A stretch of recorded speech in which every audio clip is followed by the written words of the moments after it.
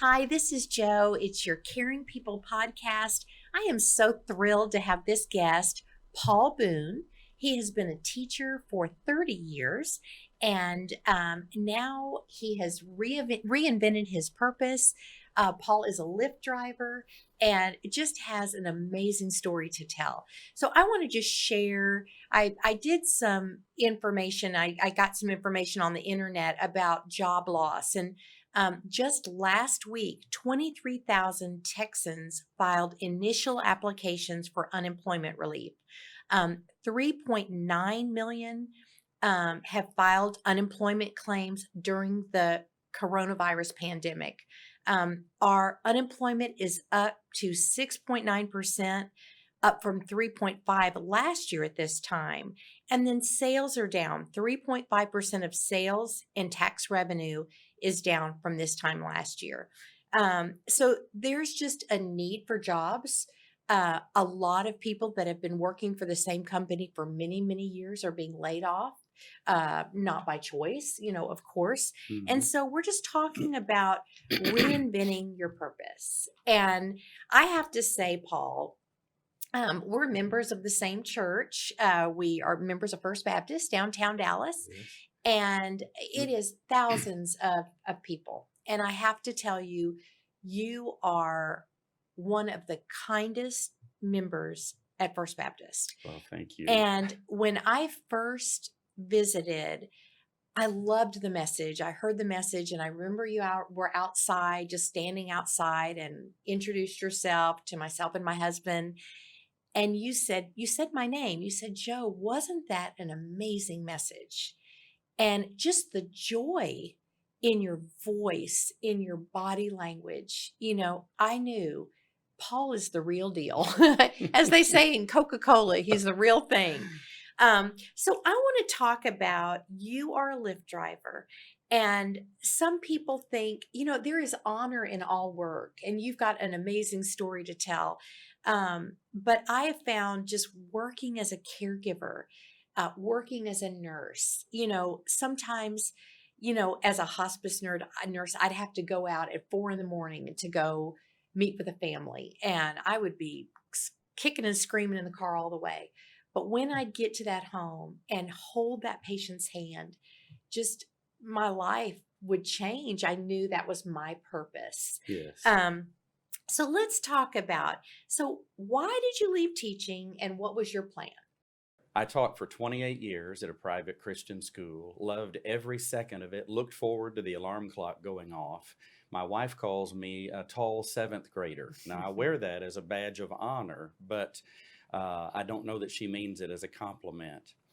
But as challenging as it may be for many people to understand, God just communicated to me that I could step down now. He didn't. He said, I'm not going to tell you everything that I have in store for you to do, but it's going to be exciting, and you need to trust me."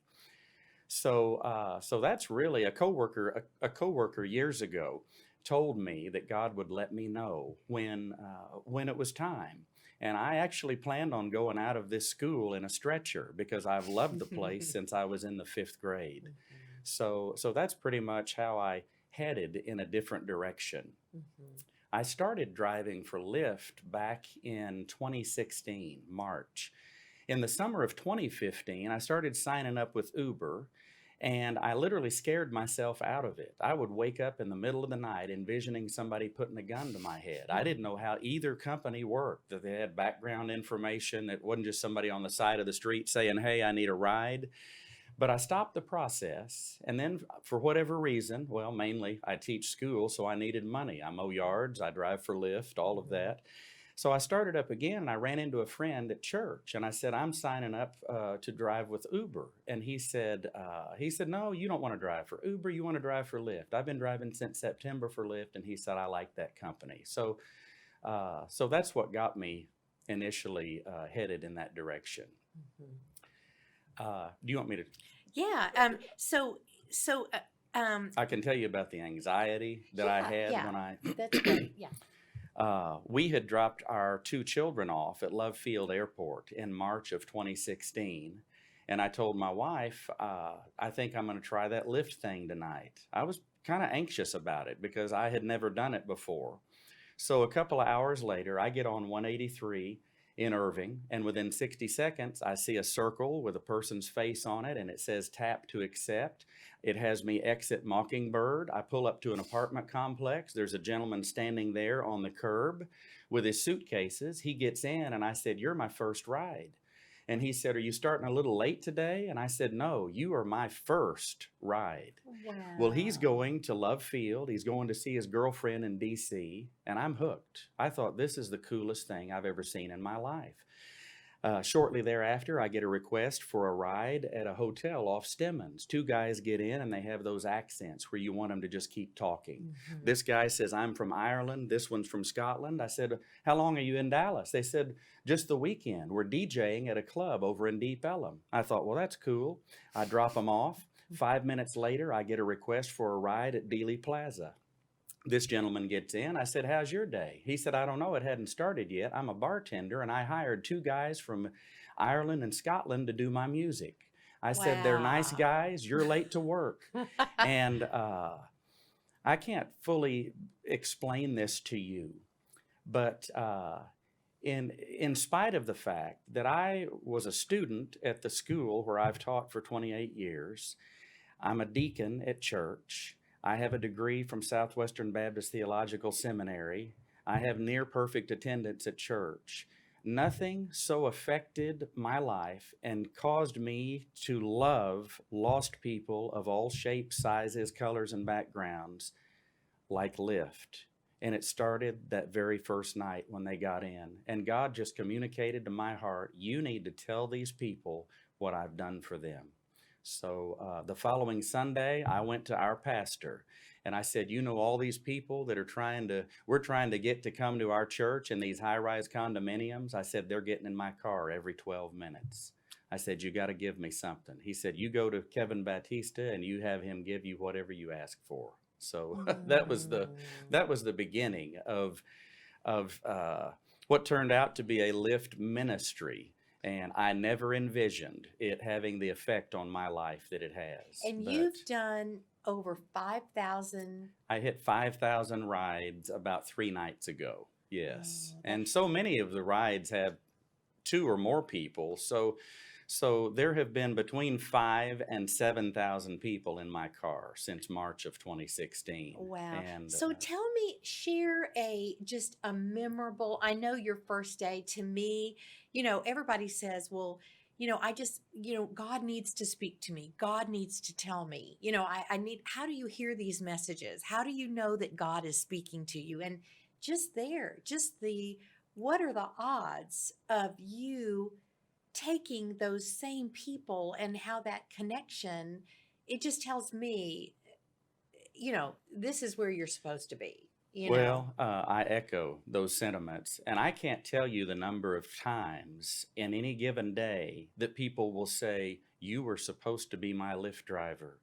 I had a young man even in the past couple of weeks. He said, "Paul," he said, "15 minutes ago, I was on my knees praying that God would give me direction." He had just gotten out of jail recently, and he's wanting to know, what do I do now? Where do I get a job that's going to pay me what I need?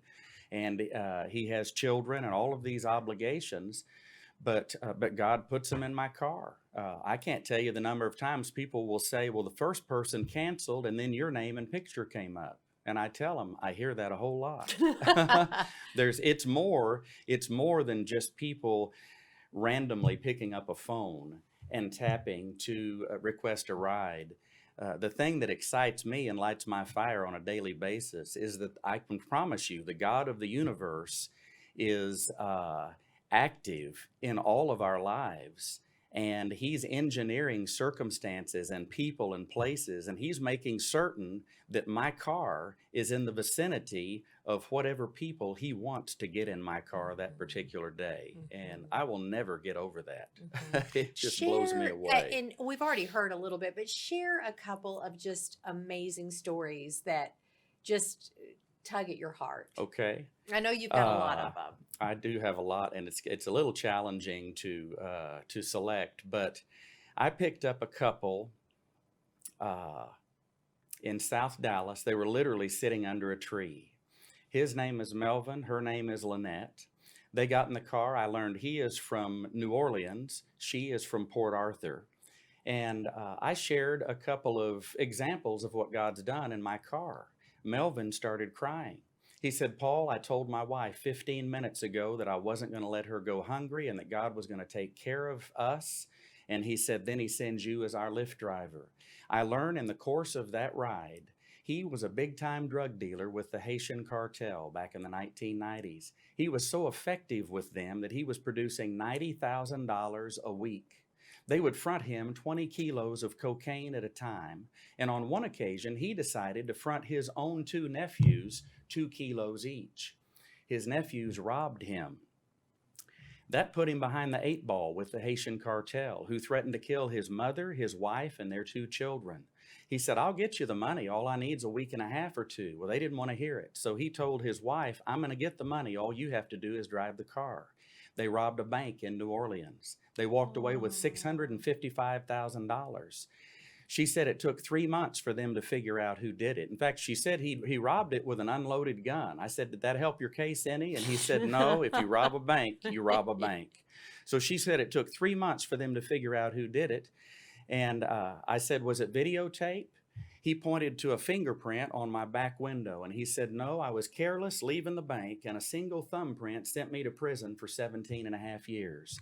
Wow. She told him, no, God sent us to prison to save our lives. They became Christians when they were behind bars. She served 10 years just for driving the car. He served 17 and a half of a 60-year sentence. He said the judge wanted to make certain that, wanted to make an example of him because it had been so long since anyone had successfully robbed a bank. Now get this, when they robbed the bank, he didn't have a record, so his prints weren't on file. I said, how did they catch you? He said, 3 months after I robbed the bank, I was arrested for public intoxication. I said, Melvin, do you have any idea how ecstatic those police officers were when they caught a bank robber and all you had done was get drunk in public? He said, oh, I know.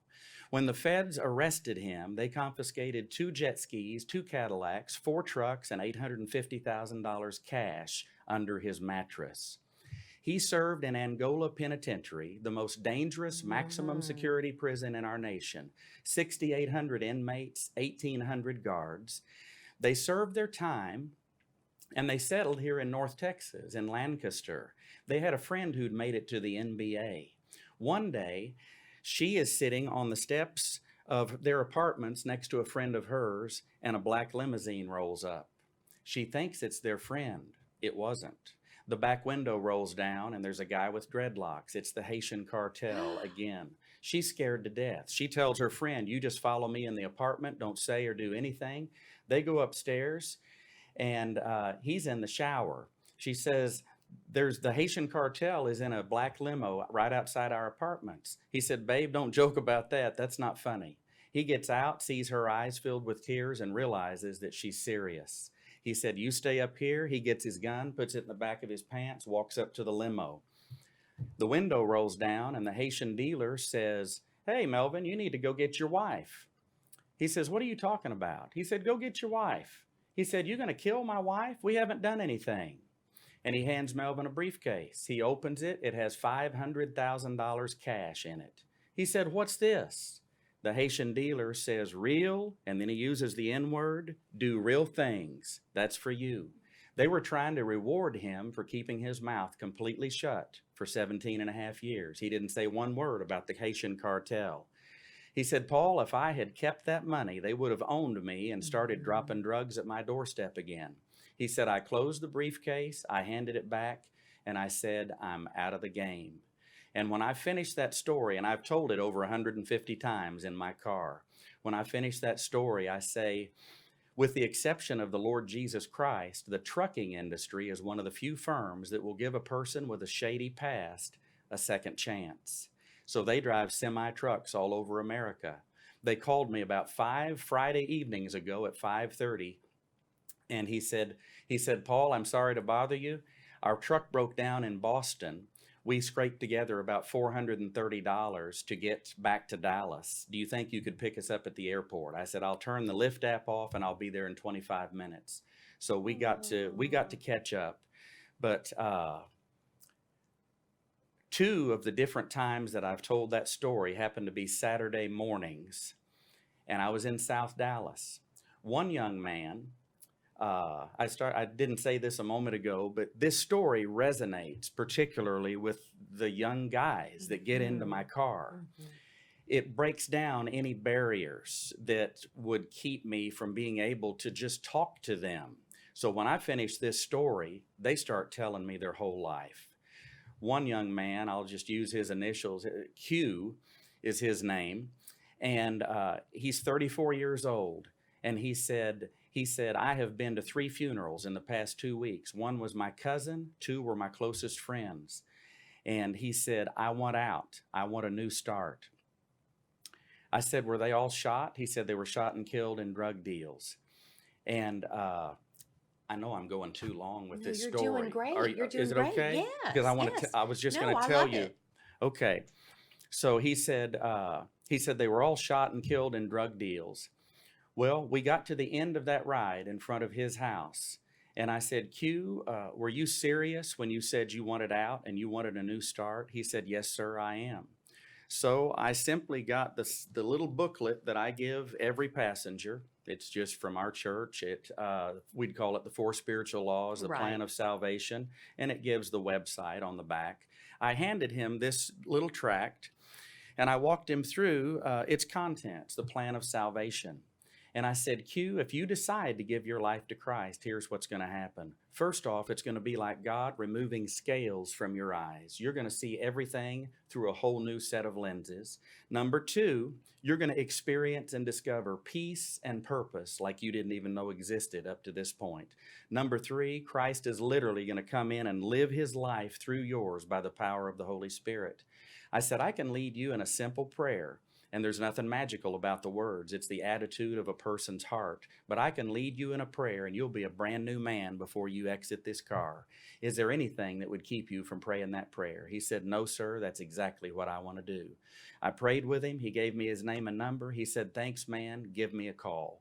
I shared that 2 Saturdays later, same area. I'm in South Dallas. This young man's name is Jay, we'll say. That's his initial.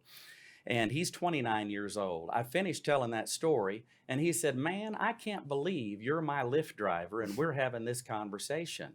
He said, and I quote, guys like you don't come to South Dallas, and when they do, they sure don't talk to guys like me.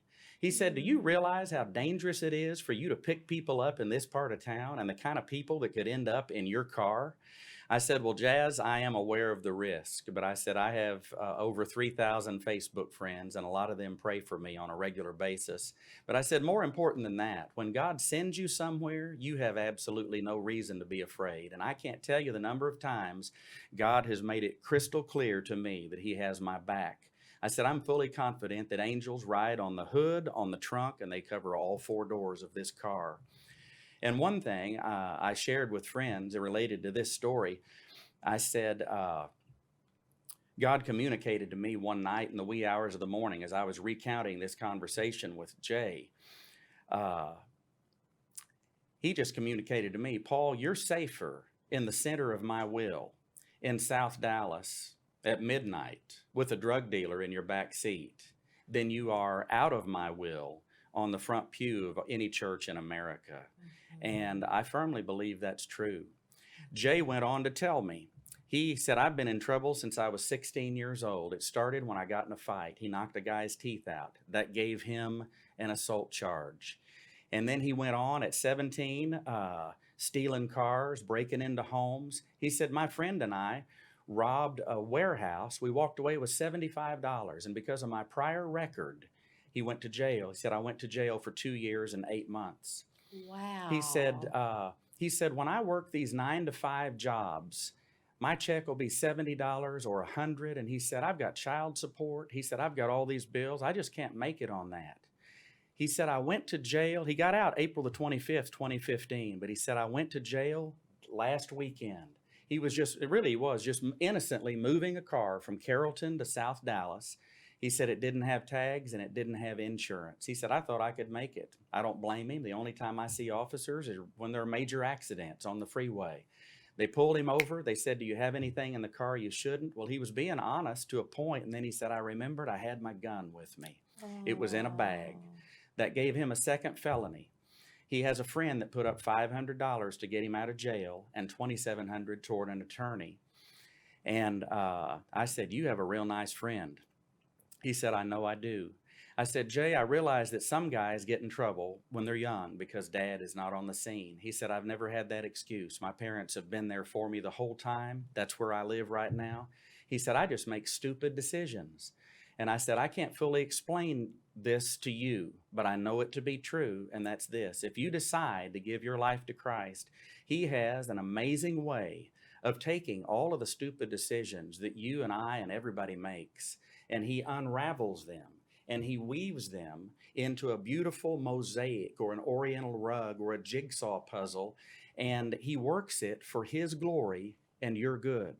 And as soon as you make that decision, you're going to be able to trace His hand from your first breath all the way up to this conversation. And all those things that you thought were random events throughout your life, really, you'll see, was the hand of God doing everything He could to get your attention because He loves you. It's so true. And when I was a little girl, my grandmother, I had a very mean grandmother. She was very strict, and she would take my sister and brother and I to nursing homes in New Orleans. And I hated going. I was terrified. When I got to the bedside of these sweet little people that had no one, it tugged on my heart. Mm-hmm. So, years later, I became a nurse, and now I do this Pajamas for Seniors ministry. And it is amazing what an act of kindness, what being kind can do, That's true. and how you can just make such a difference in somebody's life. And just it every person that is getting in your car you're touching their life, Paul. And if you were still teaching, you'd still be touching lives, but you're reaching such a different demographics. That's an understatement. In fact, I'm glad you mentioned that because I was in this safe bubble, this Christian bubble for all of these years, where I'm just around Christians. And for Him to take me out of that element and put me in a car with drug dealers and topless dancers and business people from all over the world and people of every religion and background, it's just, can you tell I'm excited about it? I can. And it's just like being, for me, it's like being when I was a hospice nurse. You had no idea. I would go to the projects. I would go to the wealthiest homes in Dallas, $1 million homes. I would go to these little project apartments, and you can minister and reach people at all walks of life. All of us need the Lord, That's right. And I'm just so impressed, just excited about what you're doing. And so tell me, Paul, I've written a book and just about my testimony and shared that. And are you planning on writing a book about these stories? I am. I'm in the process of writing now. And I will be honest with you, driving from 5:30 a.m. to 5:30 p.m., I get home and my wife says, what movie do you want to sleep through? So I'm having to make a concerted effort to you've got to block time and just make yourself do that. But yeah. Well, ministering, and whether it be in Lyft or at church or, at a diner somewhere, when you're listening and really honing in on what's going on in a person's life, it is kind of exhausting. By the end of the day, it's emotionally exhausting. Yes, it can it's be. like ministry, That's very true. in a joyful way, not in a negative way. But I do see, it'd be really hard to find the time to write because you've got so many people you want to meet, and you're just a new adventure every day. That's And true. I know you've got a notebook, so you write your story. How do you remember everything? That's a good question. I'm asked that a lot.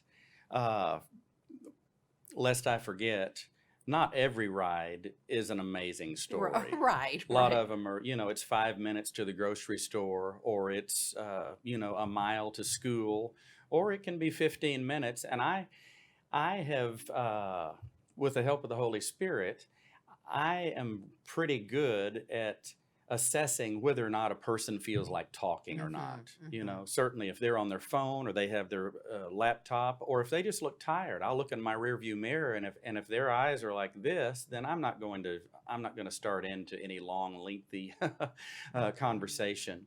So when I do get into a conversation with someone and they begin to share their heart, I will turn the Lyft app off when we get to the end of the ride. And especially if it's a story like I've shared with you, I Mhm. get those periodically.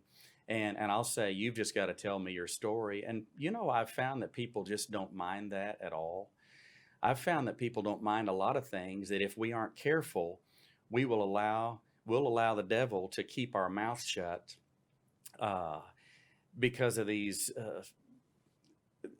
things we think people are going to think. Mhm. But I have found that people aren't offended by an Mm-mm. invitation to church. In Mhm. fact, I will hasten to say, if anybody listening today, if you're not comfortable inviting anybody to your church, you really need to change churches, Mhm. because there are a lot of people that are looking for a church. I Mhm. picked a guy up, and it was a fast ride. His car had run out of gasoline, so he gets in, and we go about a mile. It was over in the Lemon area, and we got to the end of that ride after getting some gasoline for his car. And I said, I'd just like to give you an invitation to visit us at First Baptist Dallas.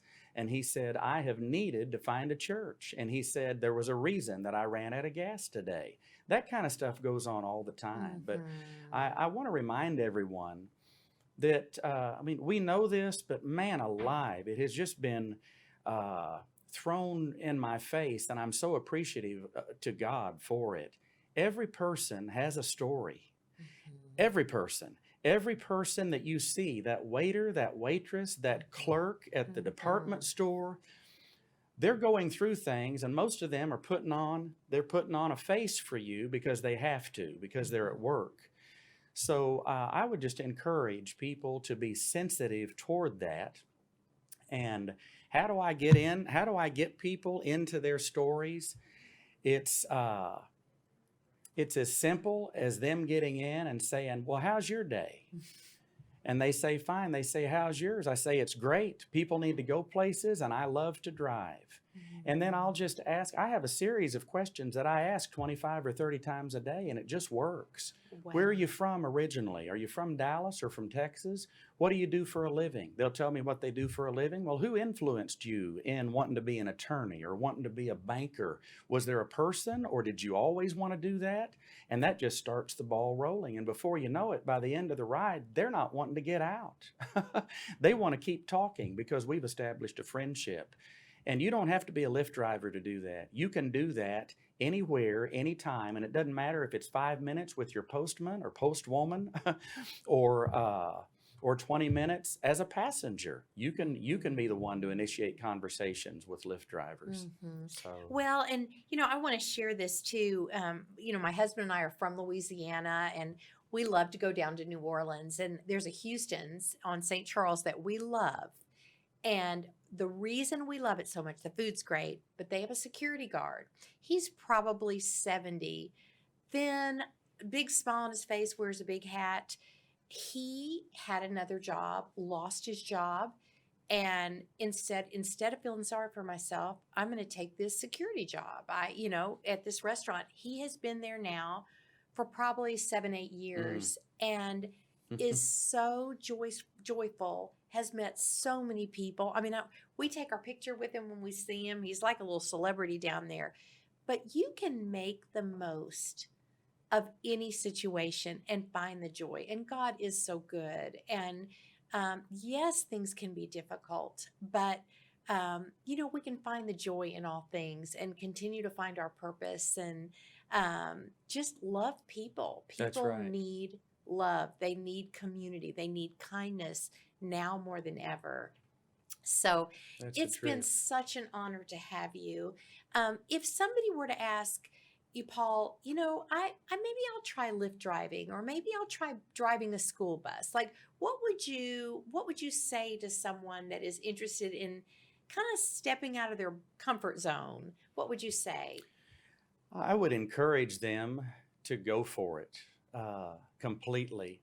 And as I've already communicated, uh, my goodness, I will forever be thankful to God that after having shut the process down for whatever reason, for fear, It and is fear. there's some people listening today that fear is that wall that's keeping them from taking that step. It's for some of them, it's perhaps a job or a dream that they've had after a 30-year career or a 25-year career or something like that. And I would just encourage them, if God's placed that on your heart, and if the creator of the universe makes it clear in his word that he wants to give all of us the desires of our heart, he's not going to put you out there and leave you to yourself. Mhm. He's not going to let you fall on your face. And you know what? I would ask this question: what do you have to lose? Mhm. The time is going to go by. The days, the months, the years are going to pass by. And you either step out in faith, give it a try. You know what? If you blow it or it doesn't work out, it's not the end of the world. That's Mhm. a signal from God that was just a learning experience for you. Mhm. But I promise you, he will lead you. He will lead you to a place where you're going to be happiest and where you can most effectively serve him. And that place may shock you. It may Mhm. be some place that you never even dreamed that you would be or even attempt to do. And he gets a kick out of that kind of stuff, I think. He does. And you know what? Just leaving a legacy. There's that song, I Want to Leave a Legacy. And you are certainly doing that, Paul. It has been such an honor to have you. Well, thank you. We are looking forward to your book whenever that comes out. And just keep doing what you're doing and sharing the love of God and sharing kindness. And thank you again. It was great. I Thank you. appreciate you. It was an honor to be here. Good.